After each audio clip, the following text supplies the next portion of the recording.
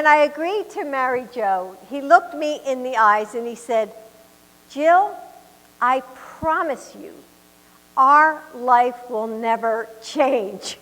Well, now standing in front of all of you, it's pretty clear that that wasn't quite true. You know, it's changed a lot. And the life that we built with our two sons and our daughter Ashley has certainly changed. But one thing that has never changed is the character of the man that I married. You know, he's still the same man who came home every night from Washington, D.C., to tuck our kids into bed while I studied for my doctorate. He's the same man who gives his cell phone number to grieving parents because he needs them to know that even though their hearts are shattered, they're not alone.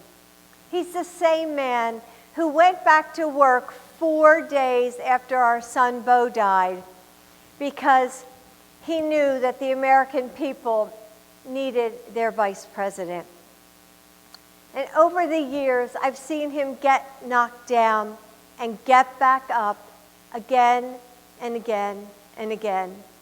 You know, his strength of will is unstoppable, and his faith is unshakable, because it's not in politicians or political parties or even himself. It's in the providence of God. It's in the potential of our country. His faith is in you. It's in us. And Joe couldn't be more different from the man who holds the presidency right now. You know, he says that the truth doesn't matter, that decency doesn't matter, that our voices don't matter. He wants us to believe that that's who we are as a people, that we are angry and hateful and divided. But he's so wrong. So many people are losing their jobs. And look at how many loved ones we've lost to this pandemic. And, you know, we're staying at home and working from home because, you know, and we're working on the front lines. Look at all our frontline workers who don't have enough protection to go into the hospitals or go into, you know, the firehouses or wherever they need to be. We're all worried about paying our bills and whether our children are going to be safe in their schools. We aren't divided. We're just trying to survive the chaos of Donald Trump's America.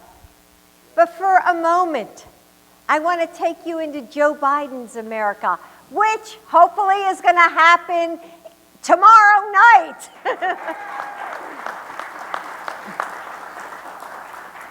So picture it. You wake up and it's a beautiful morning like today. And I heard you had snow here this morning, which is pretty incredible. So you're sipping your morning coffee and you pick up the paper. And the headline isn't about some late night tweet storm.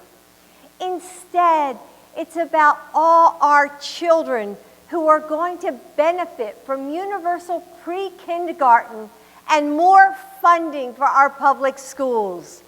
And you turn on the television, and the anchors aren't talking about the spikes in the COVID virus. Instead, they're talking about how we're investing in rural broadband and strengthening family farms across this country. And then they're reporting about how we're keeping rural hospitals open and investing in rural community health centers and bringing down the cost of prescription drugs. And when on the TV those anchors turn to the President of the United States, you don't turn the channel. A president and a vice president you can feel proud of, who brings out the best in us. That's my husband, Joe Biden, and Kamala Harris. That's the future that I want. How about you? Don't you feel the same way?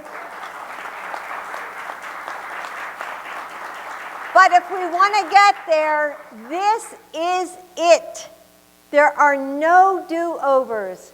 Our voices are more powerful than we know. We can't sit by and watch what happens. We have to decide what happens, especially in this state. So tell me, Pennsylvania, are you ready to vote? 717 Credit Union is paying it forward because we care about our business community. We are offering 6 months of free ACH and domestic wire services through small business payments when you open a free e-business checking account. 717 Credit Union. We are here for your business.